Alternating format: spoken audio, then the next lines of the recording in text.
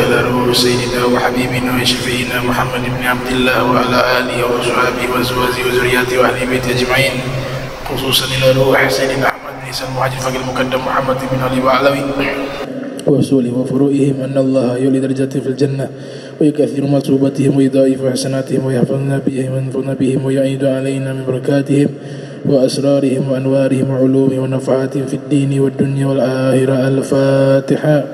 بسم الله الرحمن الرحيم. الحمد لله رب العالمين الرحمن الرحيم مالك يوم الدين إياك نعبد وإياك نستعين صراط الذين أنعمت عليهم غير المغضوب عليهم ولا الضالين آمين.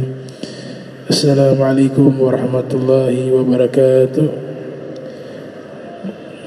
Alhamdulillah, innal hamda nahmaduhu hamdan yaliku bi jamalih wa nasta'inu isti'anatan taliku bi kamalih wa nastahdi hidayatal man aqarra bi 'azamatihi wa jalalih wa nusalli wa nusallim 'ala an-nabiyil mustafa wa alihi wa ba'd. Subhanaka la ilma lana illa ma 'allamtana innaka antal alimul hakim.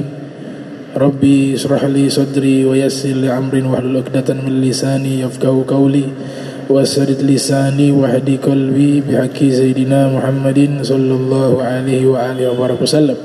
Ya man huwa fi 'uluwihi kain, ya man huwa fi fi'li hamid, ya man huwa fi majri matin. Allahumma akrimna bi nuril fahmi wa akhrijna min zulumatil wahmi warzuqna fahman nabiyyin wa hifdzal mursalin wa ilhama malaikatil muqarrabin. Rabbana zidna ilman wa fahma wa aqla ya akramul akramin bihaqqi sayyidina Muhammadin khatamil anbiya wal mursalin. Ya Rahman ya Rahim wa sallallahu alaihi sayyidina Muhammadin wa ala alihi wa sahbihi wa barik wa sallam walhamdulillahi rabbil alamin. Alhamdulillah, puji syukur kehadirat Allah, salawat dan salam senantiasa kita curahkan kepada junjungan mulia Nabi kita tercinta Sayyiduna wa Maulana Muhammad sallallahu alaihi wasallam beserta segenap keluarga beliau, sahabatnya dan umatnya. Yang saya muliakan, saya hormati Imam Masjid Al-Muttaqin Amin Wanci Albar beserta seluruh pengurus dari Masjid Al-Muttaqin dan seluruh jamaah yang hadir di malam hari ini. Sebagai informasi, mungkin kita pengajian pertemuan berikut terakhir ya, karena sudah dekat nisfu Sya'ban. Biasa kita libur sampai selesai Lebaran, selesai Idul Fitri. Jadi insyaallah mungkin satu kali lagi kita ketemu hari Jumat. Setelahnya kita libur. Dan ini semua masjid, di semua masjid. Kurang lebih saya mengajar di 5 masjid. Masjid Al-Munawwar, Masjid Al-Amin Falajawa 2, Masjid Imam Bonjol di Saliro, Masjid Al-Muttaqin, kemudian Masjid Muhajirin Falajawa 1. Jadi 5 masjid insyaallah. Sekalian kita mau istirahat ya, mau istirahat juga, mau fokus untuk menyambut bulan suci Ramadan untuk ibadah insyaallah.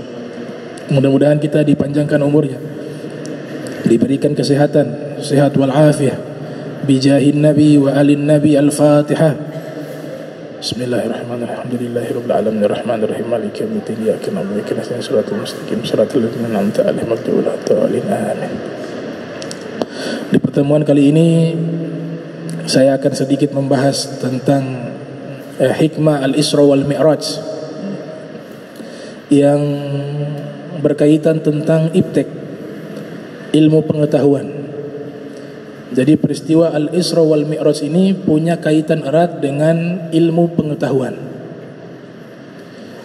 Perlu diketahui bahwa agama kita, agama Islam, wahyu pertama yang Allah Ta'ala turunkan kepada Nabi Muhammad SAW adalah perintah membaca. Iqra bismi rabbikal ladzi khalaq. Al-Imam Al-Baghawi yang lahir 433 Hijriah, wafat pada tahun 516 Hijriah, di dalam kitab tafsirnya Ma'alimut Tanzil menyatakan bahwa perintah tersebut diperintahkan oleh Allah Subhanahu wa taala kepada umat Nabi Muhammad sallallahu alaihi wasallam. Karena Nabi kita Muhammad sallallahu alaihi wasallam sudah Allah berikan seluruh ilmu kepadanya. Sehingga isyarat Iqra di sini ditujukan kepada umat Nabi Muhammad sallallahu alaihi wasallam. Dari ayat ini kita bisa dapati bahwa agama Islam adalah agama yang menganjurkan pemeluknya untuk senantiasa mengkaji seluruh ilmu. Bukan hanya terbatas kepada ilmu agama saja, tapi seluruh ilmu yang mendatangkan manfaat diperintahkan umat Nabi Muhammad untuk mempelajarinya. Di dalam hadis Muslim yang diriwayatkan oleh Imam Muslim yang lahir tahun 204 Hijriah, wafat 261 Hijriah, dari Muawiyah mengatakan Nabi sallallahu alaihi wasallam bersabda, "Man yuridillah bihi khaira yufaqihu fid din."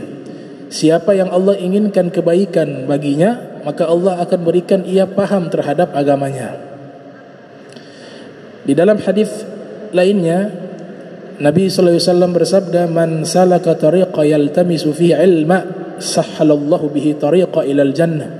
Siapa yang menempuh satu perjalanan untuk mencari satu ilmu, maka Allah akan mudahkan jalannya menuju surga.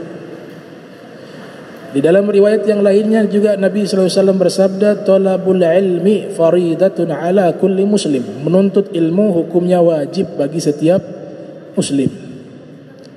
Dan masih banyak hadis-hadis lainnya yang menunjukkan begitu pentingnya ilmu pengetahuan. Kalau kita pelajari kitab-kitab para ulama terdahulu, baik itu kitab tasawuf atau kitab hadis, maka pasti kita dapati di awal, di prolog kitab tersebut pasti membahas tentang ilmu. Bab fadailil ilm atau bab al-ilmi, seperti di dalam kitab Ihya Ulumuddin karya al-Imam Al-Ghazali, Muhammad bin Ahmad Al-Ghazali At-Tus, yang lahir 450 Hijriah, wafat 505 Hijriah. Di dalam kitab Ihya beliau, bagian awal beliau membahas satu bab khusus berjudul bab fadailil ilm, bab keutamaan ilmu. Jadi kitab tasawuf sekalipun juga itu membahas di bagian awal tentang begitu pentingnya ilmu pengetahuan. Demikian juga di dalam hadis Sahihul Bukhari yang disusun oleh Al-Imam Muhammad bin Ismail bin Ibrahim bin Mughirah bin Bardithbah Al-Bukhari Al-Ju'fi, yang terkenal dengan nama Al-Imam Al-Bukhari, yang lahir tahun 194 Hijriah, wafat pada tahun 256 Hijriah. Di dalam Sahih Bukhari di bagian awal kitab tersebut membahas tentang ilmu, babul ilmi, bab tentang ilmu. Bahkan ada ulama Spanyol bernama Ibnu Abdil Bar, beliau mengarang kitab khusus membahas tentang keutamaan ilmu berjudul Jami'u Bayanil Ilmi wa Fadlih. Jami'u Bayanil Ilmi wa Fadlih. Maka umat Nabi kita Muhammad sallallahu alaihi wasallam harus senantiasa mencurahkan semangatnya, waktunya untuk mengkaji seluruh ilmu yang bermanfaat. Kaitannya dengan peristiwa Al-Isra wal Mi'raj, di dalam peristiwa Al-Isra itu ada isyarat ibtek, ilmu pengetahuan tentang kekuatan cahaya. Kalau kita baca di dalam kitab-kitab sejarah, kitab-kitab sirah nabawiyah yang membahas khusus tentang masalah Al-Isra wal Mi'raj, kita dapati bahwa Nabi SAW dijemput oleh malaikat Jibril dan Buraq. Malaikat Jibril diciptakan dari cahaya dan seluruh malaikat diciptakan dari cahaya. Innal malaikata khuliqat min nur. Nabi bersabda, sesungguhnya malaikat diciptakan dari cahaya. Demikian juga buruk. Buruk adalah minad dawab, sejenis hewan melata yang ada dalam surga. Tidak lebih tinggi dari kuda dan tidak lebih pendek dari himar, dari keledai. Memiliki sayap dan kecepatan super. Di dalam kitab Mu'jam Mufradati Al-Fadhil Quran yang disusun oleh Imam Ar-Raghib Al-Asfahani menyebutkan bahwa buruk itu diambil dari kata barok yang artinya petir. Maka substansinya adalah buruk juga tercipta dari cahaya. Kemudian yang dijemput yaitu Nabi kita Muhammad sallallahu alaihi wasallam juga tercipta dari unsur cahaya. Qad ja'akum minallahi nurun wa kitabun mubin. Sungguh telah datang kepada kalian cahaya dan kitab yang nyata, Al-Quran. Al-Imam Abu Ja'far Muhammad ibn Jarir At-Tabari yang lahir tahun 224 Hijriah, wafat pada tahun 310 Hijriah, dalam tafsirnya mengatakan al-muradu bin nur fahuwa sayyiduna Muhammad. Yang dimaksudkan cahaya di ayat tersebut adalah Nabi Muhammad sallallahu alaihi wasallam. Jadi isyarat kekuatan cahaya. Hal yang sama terjadi di zaman Nabi Sulaiman. Nabi Sulaiman meminta kepada para pembesarnya, para pejabatnya untuk memindahkan singgasana Ratu Balqis yang ada di Yaman pindah ke Palestina. Ini adalah miniatur peristiwa Al-Isra. Miniatur peristiwa Al-Isra. Dan Allah abadikan dalam Al-Quran, qala ya ayyuhal mala'u ayyukum ya'tini bi arsyiha qabla an ya'tuni muslimin. Qala ifritun minal jin ana atika bihi qabla an taquma min maqamik wa inni alaihi laqawiyyun amin. Qala alladhi indahu ilmun minal kitab qala ana atika bihi qabla an yartadda ilaika tarfuk falamma ra'ahu mustaghirran indahu qala hadha min fadli rabbi. Ayat ini menceritakan miniatur peristiwa Al-Isra. Sebagaimana kita ketahui, Al-Isra itu Nabi berpindah, dijalankan oleh Allah dari Makkah menuju Palestina. Sebagaimana yang difirmankan, subhanalladzi asra bi'abdihi laila minal masjidil haram ila masjidil aqsa alladzi barakna haulahu linuriyahu min ayatina innahu huwas samiul basir.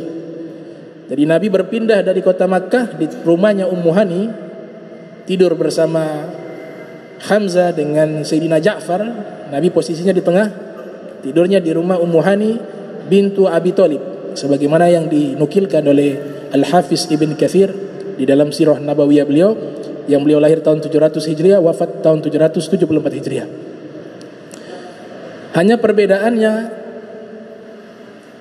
kalau peristiwa yang terjadi berpindahnya singgasana Ratu Balqis itu dari Yaman pindah ke Palestina. Kalau Nabi SAW itu berpindah dari Makkah ke Palestina. Kemudian perbedaan yang kedua adalah kalau Nabi Sulaiman yang pindah itu barang, benda mati. Sedangkan peristiwa Isra yang pindah itu adalah manusia suci, manusia mulia, Nabi Muhammad sallallahu alaihi wasallam. Kemudian Nabi juga melihat dimensi-dimensi yang berbeda. Nabi melihat orang-orang yang diazab dalam neraka. Nabi melihat kuburannya Masyitah yang mengeluarkan aroma wangi. Nabi melihat surga, penjaga surga dan isi surga. Dan puncaknya Nabi bertemu dengan Allah Subhanahu wa ta'ala. Maka peristiwa tersebut Allah nyatakan dengan subhana, bahwa peristiwa tersebut peristiwa yang sangat agung, sangat dahsyat, yang tidak mungkin terjadi lagi di sepanjang sejarah peradaban manusia, mulai dari Nabi Adam sampai manusia terakhir di hari kiamat. Artinya teknologi secanggih apapun tidak akan mampu membuat perjalanan Al-Isra wal Mi'raj. Allah sebutkan ini sebagai tanda-tanda kebesaran Allah Al-Kubra, yang begitu besar. Berbeda dengan berpindahnya singgasana Ratu Balqis. Allah tidak awali dengan kata subhana. Kenapa demikian? Karena nanti perkembangan ilmu pengetahuan mungkin bisa terjadi memindahkan barang dalam waktu sesaat. Dan ini sudah dikaji oleh para ilmuwan. Telepatri namanya. Telepatri, perpindahan satu benda ke tempat yang lain dalam waktu yang sesaat. Sehingga peristiwa ini dianggap peristiwa yang tidak luar biasa oleh Allah Subhanahu wa taala. Berbeda dengan Al-Isra wal Mi'raj. Al-Isra di surat Al-Isra, Al-Mi'raj isyarat di surat An-Najm. Di peristiwa Al-Isra, Nabi SAW diperjalankan oleh Allah, dan Allah sendiri yang menyatakan bahwa peristiwa ini adalah peristiwa yang dahsyat dan sebagai tanda kebesaran Allah Al-Kubra, yang sangat besar. Apalagi Mi'raj lebih dahsyat lagi. Mi'raj lebih dahsyat karena Al-Isra perjalanan Nabi di bumi. Di zaman sekarang dengan pesawat orang juga bisa berpindah dari satu tempat ke tempat yang lain dalam waktu yang sesaat. Tapi tetap tidak bisa sama dengan Al-Isra, karena disebutkan di dalam beberapa pendapat para ulama, seperti pernyataan Al-Habib Salim Asy-Syatiri mengatakan bahwa perjalanan tersebut Nabi tempuh hanya dalam waktu 20 menit. Al-Isra wal Mi'raj, dan Nabi kembali ke kota Makkah itu hanya menempuh dalam waktu 20 menit. Nah, ini isyarat dari Syekh Abdurrahman Ad-Daibai yang lahir 866 Hijriah. Syekh Abdurrahman Ad-Daibai dalam kitab Maulidnya mengatakan, "Tsumma arudduhu minal arsh qabla an yabrudal farsh wa qad nala jami'al ma'arib." Allah kembalikan Nabi dari arsh kembali ke tempat tidur beliau. Di saat Nabi kembali, tempat tidur tersebut masih hangat, belum dingin. Artinya Nabi ketika berbaring bangun dari tempat tersebut, kemudian Allah menjalankan Nabi Al-Isra wal Mi'raj, maka bekas tempat tidur Nabi itu masih hangat. Dan ketika Nabi kembali, kasur Nabi juga masih hangat. Itu menunjukkan bahwa peristiwa tersebut hanya dalam waktu yang singkat dan sesaat. Adapun Nabi Sulaiman memindahkan singgasana yang Allah abadikan dalam Al-Quran. Kata jin Ifrit, saya bisa pindahkan singgasana Ratu Balqis sebelum engkau berdiri dari tempat dudukmu. Dari tempat dudukmu. Kemudian berkata ahli ilmu, namanya Asif bin Baryah. Asif namanya, disebutkan dalam tafsir Mafatihul Ghaib. Beliau adalah sepupunya Nabi Sulaiman, bukan Nabi, bukan Rasul, tapi seorang wali min awliyaillah, dan orang yang mengetahui Ismul A'zam, satu nama Allah yang jika kita gunakan nama tersebut untuk berdoa pasti Allah ijabah, namanya Ismul A'zam. Nah, Asif ini mengetahui Ismul A'zam, makanya jauh lebih hebat dari jin Ifrit. Kalau jin Ifrit mengatakan saya bisa pindahkan sebelum engkau berdiri dari tempat berdirimu atau tempat dudukmu, dan saya mampu melakukan itu, maka wali min awliyaillah Asif mengatakan saya mampu memindahkan singgasana Ratu Balqis dari Yaman sampai ke tempatmu di Palestina sebelum engkau mengidipkan mata. Sekian detik. Maka benar-benar terjadi berpindah itu benda singgasana di hadapan Nabi Sulaiman. Maka Allah abadikan, falamma ra'ahu mustaqirran 'indahu qala hadza min fadli rabbi. Tatkala Nabi Sulaiman melihat singgasana tersebut ada di hadapannya, dia tidak lupa akan kenikmatan Allah. Dia katakan ini semua karunia dari Allah Subhanahu wa taala. Dari peristiwa ini kita dapat simpulkan bahwa nanti akan muncul teknologi menggunakan kekuatan cahaya. Dan di zaman kita, handphone yang kita gunakan dari jarak yang jauh memindahkan frekuensi satu ke frekuensi yang lainnya menggunakan kekuatan cahaya. Dalam waktu sekian detik, tempat yang jauh menjadi dekat. Itu menggunakan kekuatan cahaya. Jadi kabelnya itu bukan kabel. Di laut itu ada semacam jenis kabel yang di situ menggunakan kekuatan cahaya yang menghubungkan handphone kita dari satu negara ke negara yang lainnya. Itu menggunakan kekuatan cahaya.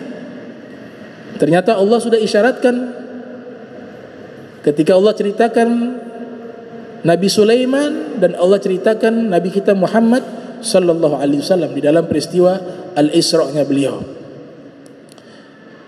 Kemudian ketika Nabi Mi'raj, ada seorang ulama tafsir bernama Syekh Tantawi Jauhari, asal Mesir, Al-Misri. Beliau punya kitab tafsir Al-Quran berjudul Al-Jawahir, puluhan jilid tafsir tersebut. Beliau menafsirkan ayat-ayat Al-Quran menggunakan metode pendekatan ilmiah, iptek. Jadi beliau bahas tafsir Al-Quran menggunakan ilmu pengetahuan, dihubungkan dengan ilmu astronomi, dihubungkan dengan ilmu biologi, dihubungkan dengan ilmu geografi, dihubungkan dengan ilmu zoologi, dan seterusnya. Nama tafsirnya Al-Jawahir. Nah, beliau di dalam kitab Al-Jawahir menyebutkan ada korelasi antara Al-Mi'raj wal-ulum. Ada kaitan antara peristiwa Mi'rajnya Nabi dengan ilmu pengetahuan. Ketika Nabi SAW naik ke langit pertama, Nabi berjumpa dengan Nabi Adam. Nabi Adam ketika pertama kali turun ke dunia, ilmu yang pertama kali dipelajari oleh Nabi Adam adalah ilmu zira'ah, ilmu pertanian, bercocok tanam, ilmu zira'ah. Artinya umat Nabi Muhammad SAW juga harus bisa menguasai ilmu pertanian. Selama ilmu tersebut bermanfaat, maka bernilai kebaikan di sisi Allah Subhanahu wa taala, bernilai pahala. Sehingga para ulama di dalam kitab-kitab mereka punya bab khusus tentang fadail zira'ah, keutamaan bertani. Bahkan di dalam kitab Syajaratul Ma'arif karya Izzuddin Ibni Abdissalam yang lahir 577 Hijriah, wafat 660 Hijriah, menukilkan hadis dari Nabi Muhammad SAW, la yagrisu muslimu garsa fayakulu minhu insanun wala dawabun wala tayrun illa kana lahu sadaqah ila yaumil qiyamah. Tidaklah seseorang dia menanam satu pohon, kemudian pohon itu dia niatkan diwakafkan dan dimakan oleh manusia, dimakan oleh hewan, dimakan oleh burung, maka terhitung pahala sedekah selama pohon tersebut masih ada dan berbuah sampai hari kiamat. Hadis yang sama juga dinukilkan oleh Abu Nuaim Al-Asfahani yang lahir tahun 336 Hijriah, wafat 430 Hijriah, dalam kitabnya Hilyatul Auliya. Rasul sallallahu alaihi wasallam bersabda, sab'un tajri lil 'abdi ba'da mautihi wa huwa fi qabrihi. 7 amalan yang pahalanya senantiasa mengalir kepada hamba Allah yang sudah meninggal dunia dan dia berada di dalam kuburan. Yang pertama, man 'allama ilma, orang yang mengajarkan ilmu kemudian diamalkan oleh orang yang menerima ilmu tersebut. Au man kara nahra, atau orang yang membuat irigasi di dalam pertanian. Au hafara bi'ra, atau orang yang membuat sumur untuk dia wakafkan kepada kaum muslimin khususnya. Au garasa nakhla, atau orang yang menanam pohon. Au bana masjidah, atau orang yang membangun masjid. Au warratha mushafa, atau orang yang memberikan Al-Quran. Selama Al-Quran itu dibaca oleh orang yang diberikan, diwakafkan atau diberikan, maka dia senantiasa mengalir pahalanya walaupun sudah meninggal dunia. Dan yang ketujuh adalah au man taraka waladan yastaghfiru lahu ba'da mautihi. Dia meninggalkan seorang anak yang soleh yang senantiasa mendoakan dan beristighfar kepada orang tuanya yang sudah meninggal. Nah, inilah manifestasi daripada hadis idza mata ibnu adam in qata amaluh. Apabila anak Adam meninggal dunia terputus amalnya illa bi thalath, kecuali 3. Shadaqatin jariyah, sedekah jariyah. Kemudian ilmin yuntafa'u bih, ilmu yang bermanfaat. Wa waladin salih yad'ulah, dan anak yang soleh yang senantiasa mendoakan orang tuanya. Maka Al-Imam Al-Hubayshi, seorang ulama bernama Al-Imam Al-Hubayshi, yang lahir tahun 712 Hijriah, wafat tahun 782 Hijriah, punya kitab berjudul Al-Barakah fi Fadli Sa'yi wal Harakah. Di prolog kitab tersebut, beliau membahas profesi para nabi. Jadi seluruh para nabi, selain mereka sebagai nabi, sebagai rasul yang tugasnya menyampaikan risalah Allah Subhanahu wa taala, mereka juga bekerja. Nabi Adam petani, Nabi Idris tukang jahit, merangkap sebagai ilmuwan, ahli matematika, ahli falak, astronomi, dan pandai di dalam menulis. Kemudian Nabi Nuh, najjar, kana Nuh najjara, Nabi Nuh itu tukang kayu. Kemudian Nabi Hud, Nabi Soleh, tajirain, pebisnis, pedagang. Nabi Daud, haddada, kana Daud haddada, pandai besi. Wa alanna lahul hadidah, tapi pandai besi yang berbeda dengan yang biasa. Itu mukjizat Allah berikan. Kalau ingin membuat dir'un, baju perang dari besi, dari baja, Allah lunakkan itu besi, Allah lunakkan itu baja ketika tersentuh tangannya Nabi Daud, bagaikan tepung terigu. Dipegang Nabi Daud, dibuat, tidak pakai dibakar, dicairkan itu besi. Nabi Daud memegang, itu seperti mengadun roti, kalau ulama tafsir mengatakan. Dibentuk menjadi pakaian dir'un, pakaian perang.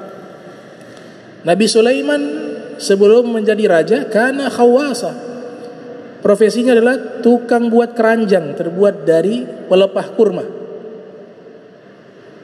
Dan Nabi kita Muhammad SAW adalah seorang pebisnis, seorang pedagang.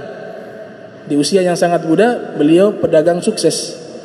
Nabi-nabi lainnya adalah pengembala kambing. Ma ba'athallahu nabiyya illa ra'iyal ghanam, kata Nabi. Tidaklah Allah mengutus seorang nabi melainkan dia juga adalah pengembala kambing. Maka ilmu ziraah kita harus kuasai. Harus ada umat Nabi Muhammad yang menguasai ilmu ziraah, ilmu pertanian. Naik ke langit kedua, Nabi Muhammad SAW bertemu dengan Nabi Isa dan Nabi Yahya.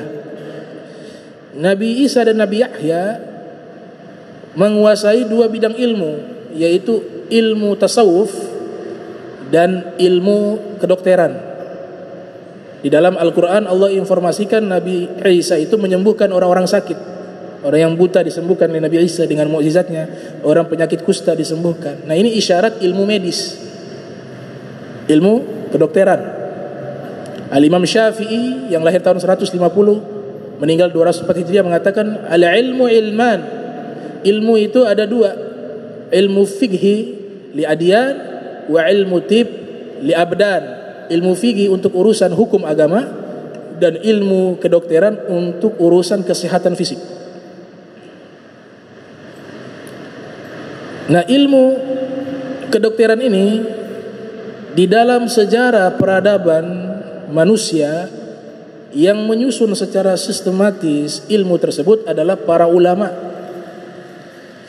Tahun 215 Hijriah lahir seorang ulama bernama Ibnu Sina, wafat 359 Hijriah.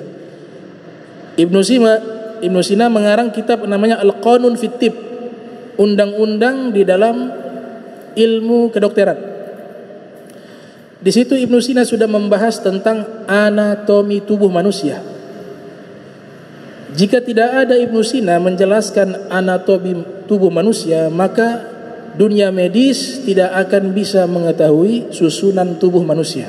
Semuanya itu berkat Ibnu Sina, ulama, dalam kitabnya Al-Qanun fit Tib.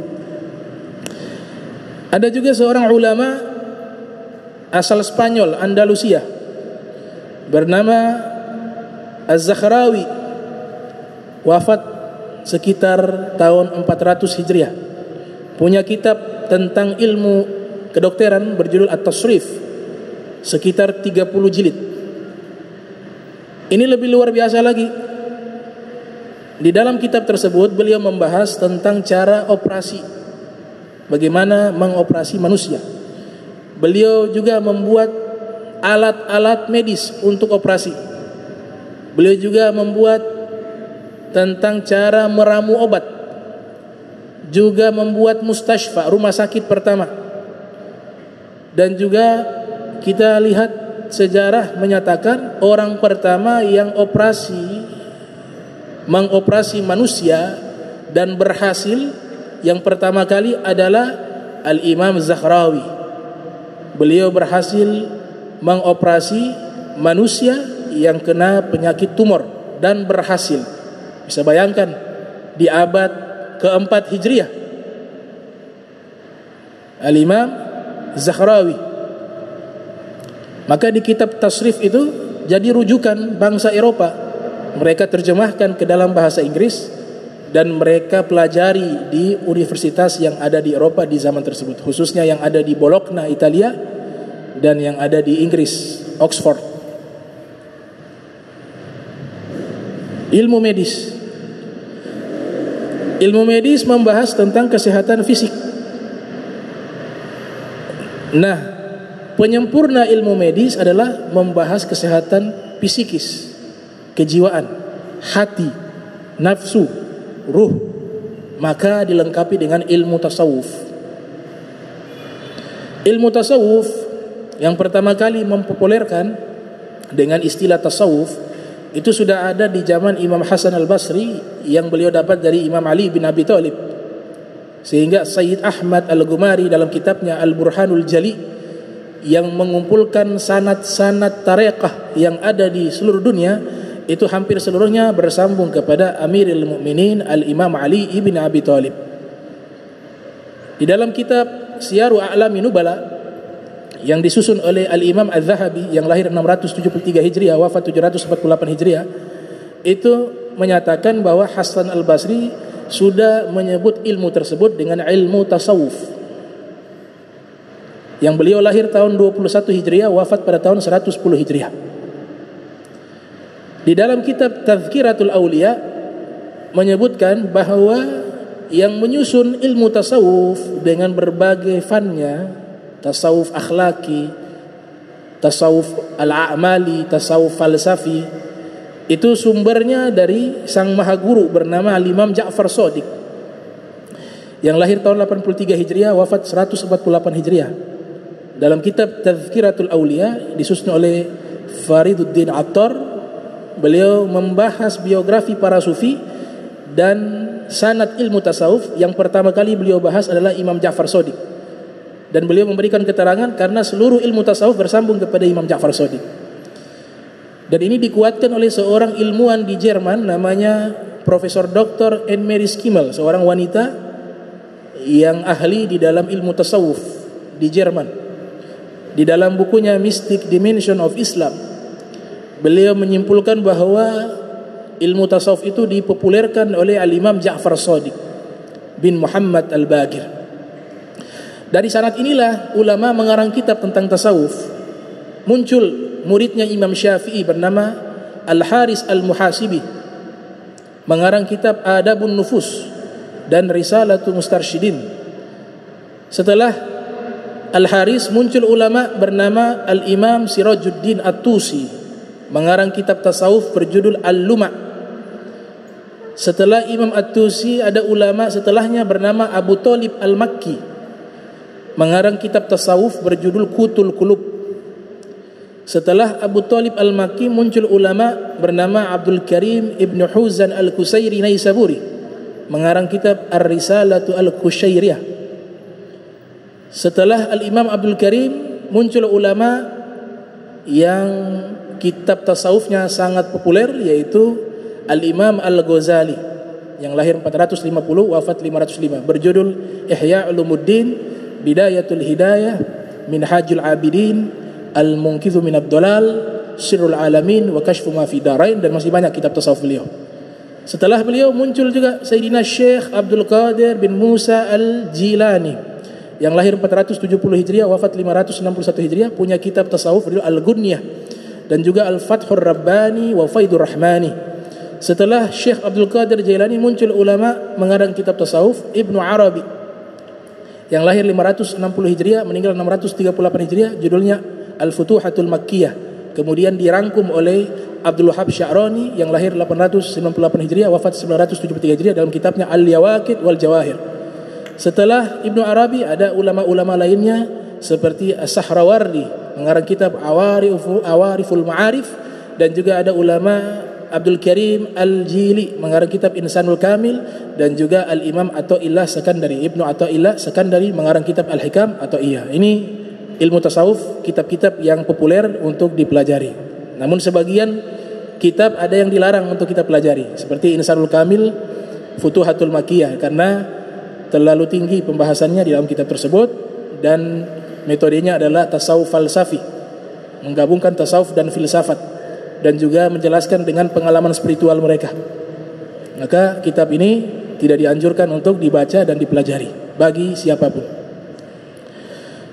Kemudian Nabi SAW naik ke langit ketiga, bertemu dengan Nabi Yusuf.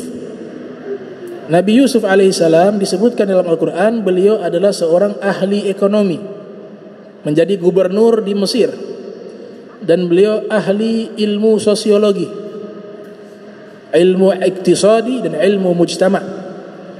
Nah, ulama kita yang pertama kali menyusun tentang ilmu ekonomi internasional dan digunakan sebagai rujukan hukum dari kitab beliau yang berjudul Al-Kharraj, ulama tersebut bernama Abu Yusuf Qadil Qudat, yang tidak lain adalah murid dari Abu Hanifah yang lahir tahun 80, wafat 150. Adapun Abu Yusuf lahir tahun 113, wafat pada tahun 182 Hijriah. Kitabnya berjudul Al-Kharraj, membahas tentang ekonomi internasional. Kemudian ilmu sosiologi yang pertama kali menyusunnya adalah Ibnu Khaldun, bukan Adam Smith atau tokoh-tokoh barat lainnya. Rata-rata penemu-penemu ilmu pengetahuan itu hampir seluruhnya dari kalangan para ulama kaum muslimin. Ibnu Khaldun yang lahir tahun 732 Hijriah, wafat 808 Hijriah, punya kitab namanya Tarikh Ibni Khaldun, Sejarah Ibni Khaldun. Kurang lebih ada 9 jilid. Di dalam kitab tersebut, prolognya, mukaddimah, pengantarnya itu membahas tentang teori-teori ilmu sosiologi, ilmu psikologi, dan studi kritis sejarah. Maka dipisahkan oleh ulama, prolognya itu dijadikan satu kitab, padahal dia adalah satu kitab, Tarikh Ibnu Khaldun. Prolognya itu disebut mukaddimah, karena prolognya ini bagus, membahas tentang ilmu sosiologi, ilmu psikologi, studi kritis sejarah. Maka ulama memisahkan jadi satu kitab, namanya muqaddimah, yang artinya adalah prolog. Artinya umat Nabi Muhammad SAW juga harus ada yang ahli dalam bidang ekonomi, dan juga harus ada yang ahli dalam bidang ilmu kemasyarakatan, ilmu sosiologi, ilmu mujtama', dan ilmu al-iqtisadi. Naik ke langit keempat, Nabi Muhammad SAW bertemu dengan Nabi Allah Idris. Nabi Allah Idris sebagaimana disebutkan oleh Ibnu Katsir dalam kitab Qasasul Anbiya yang lahir tahun 700 Hijriah, wafat tahun 774 Hijriah, beliau adalah seorang pakar matematika, bahkan orang pertama yang menyusun ilmu matematika. Beliau seorang pakar ilmu astronomi. Beliau seorang yang ahli di dalam menulis, bahkan tercatat sebagai orang pertama yang menulis dan menciptakan pena, qalam, dan orang pertama yang menjahit pakaian, Nabi Allah Idris. Artinya kita umat Nabi Muhammad SAW harus ahli juga dalam bidang ilmu tersebut. Ilmu astronomi, ada ulama bernama Fakhruddin Ar-Razi yang lahir 544 Hijriah, wafat 606 Hijriah, punya kitab tentang ilmu biologi dan juga membahas sedikit tentang ilmu astronomi, berjudul Al-Mabahithul Masyriqiyah fi Ilmi Ilahiyyati wa Tabi'iyah. Kemudian juga kita harus pakar di dalam bidang ilmu matematika, sehingga ulama kita bernama Al-Imam Zakhrawi Al-Khawarizmi, bukan Zakhrawi, Al-Imam Al-Khawarizmi yang lahir tahun 164 Hijriah, meninggal 232 Hijriah.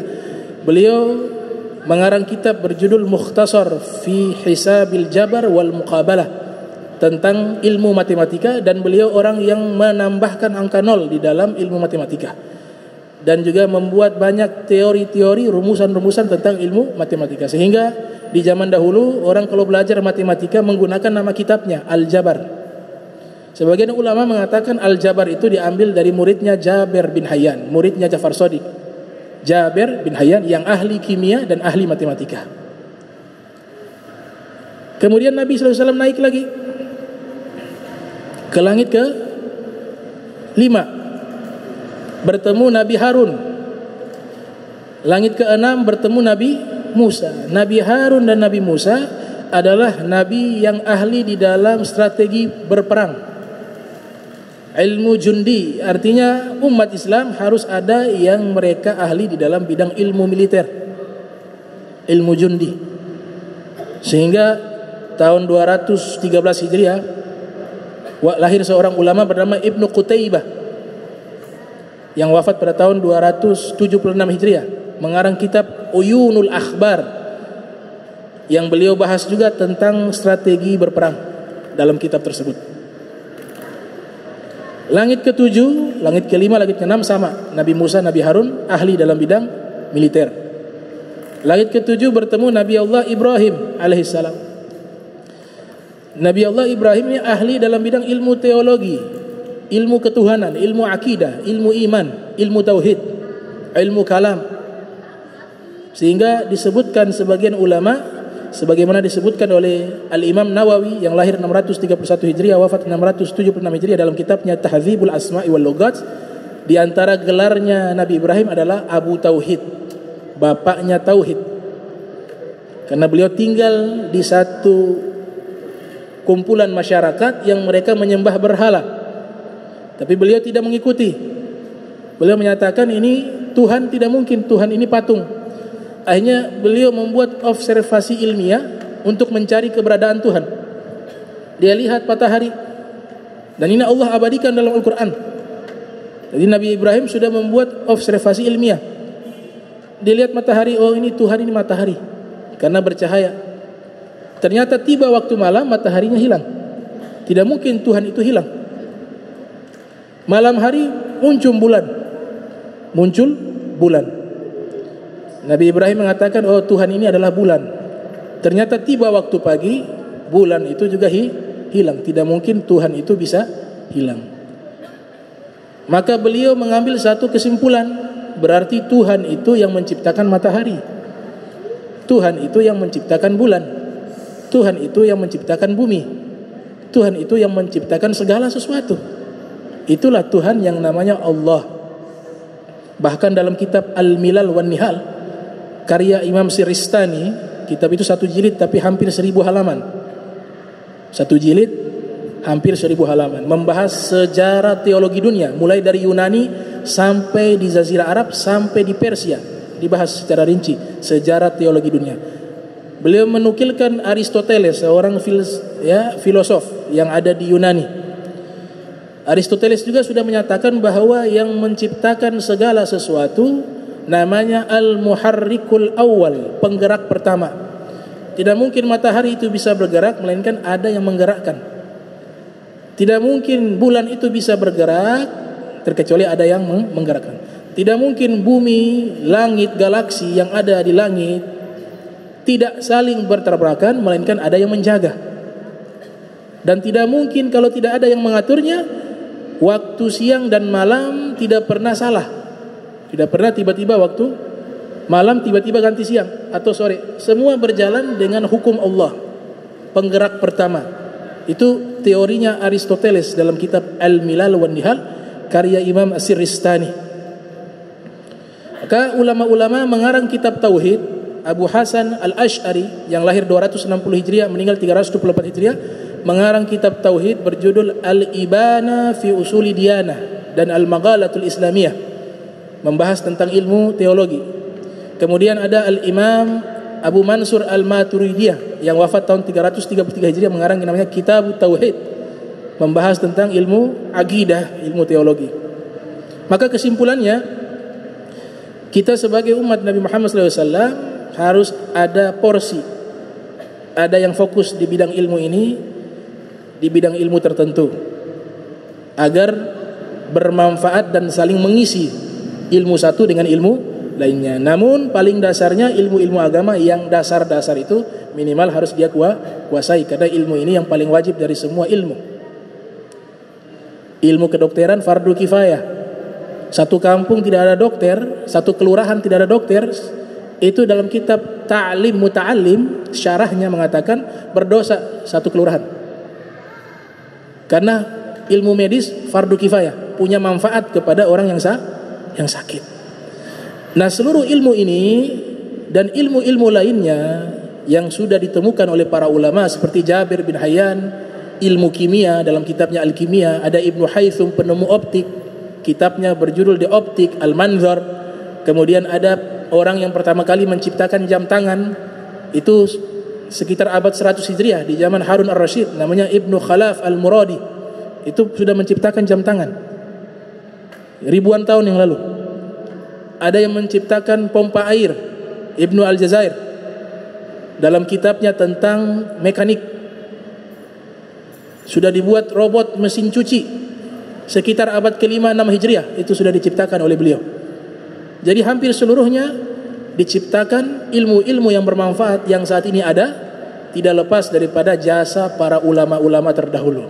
Bahkan pesawat itu Vernos Al-Andalusi, di dalam di buku namanya The First Flying, orang pertama yang terbang, itu nama beliau masuk buku bahasa Inggris. The First Flying, penerbangan pertama. Para ilmuwan Eropa menyatakan Vernos orang pertama. Bahkan tercatat beliau adalah orang yang menciptakan parasut dengan sangat sempurna. Adapun pesawat, beliau belum menciptakan secara sempurna, namun teori-teorinya sudah ditulis dalam kitab dan diterjemahkan ke dalam bahasa Inggris dan dipelajari. Jadi semua ilmu ini sumbernya dari ilmu Nabi Muhammad SAW. Jadi Nabi Muhammad sudah menguasai semua ilmu ini. Isyarat dari Imam Busiri dalam Maulid Burda mengatakan, wa kulluhum min rasulillahi multamisun garfan minal bahri aw rashfan minad diyami wa waqifuna ladayhi 'inda haddihim min nuqtatil ilmi aw min syakhlatil hikami. Seluruh para rasul mereka mengambil ilmunya Nabi Muhammad SAW, dan mereka ambil hanya setetes dari ilmu Nabi Muhammad, dan mereka hanya berdiri di dalam pangkat mereka, batasan mereka, tidak bisa melampaui pangkatnya Nabi Muhammad SAW. Mereka hanya mengambil setitik ilmu Nabi Muhammad dan mengambil setitik hikmah Nabi Muhammad SAW. Mudah-mudahan ini kajian bisa memberikan semangat khususnya bagi anak-anak kita yang sedang belajar, bahwa agama kita memerintahkan kita belajar secara sungguh-sungguh dari berbagai bidang ilmu yang bermanfaat, dan ada juga ilmu yang tidak bermanfaat. Sehingga Nabi berdoa, Allahumma inni a'udzubika min ilmi la yanfa wa qalbin la yakhsha wa amalin la yurfa wa du'ain la yusma'. Dinukilkan oleh Imam Ghazali dalam kitab Bidayatul Hidayah. Nabi berdoa, ya Allah, aku minta pelindungan padamu dari ilmu yang tidak bermanfaat, dari hati yang tidak takut kepada Allah. Jadi belajar ilmu kemudian hati kita tidak bertambah tunduk kepada Allah, itu ilmu tidak bermanfaat. Imam Junaid mengatakan ilmu yang bermanfaat adalah ilmu yang menunjukkan padamu jalan kebaikan, dan ilmu tersebut bisa membantumu melakukan kebaikan dan menjauhkan dirimu dari kejahatan dan mendekatkan dirimu dari Allah dan Rasulullah SAW. Inilah ilmu yang bermanfaat. Maka Nabi berdoa, ya Allah, aku minta pelindungan darimu dari ilmu yang tidak bermanfaat, dari hati yang tidak pernah takut, dari amal yang tidak diterima, dan dari doa yang tidak didengar oleh Allah Subhanahu wa ta'ala. Allahumma jam'ana hadza jam'an marhuma wa tafarraqna min ba'di tafarraqa ma'zuma wa la taj'al minna wa la minna syaqiyya wa la mahruma. Allahumma nadhih qulubana 'an ta'alluqi biman dunak waj'alna min qaumin tuhibbu wa yuhibbunak. Subhanaka bihamdika asyhadu an la anta astaghfiruka wa atubu ilaik. Wa sallallahu alaihi Muhammadin wa ala alihi wa sahbihi wa baraka wa sallam wa lafu minkum. Wassalamu alaikum warahmatullahi wabarakatuh.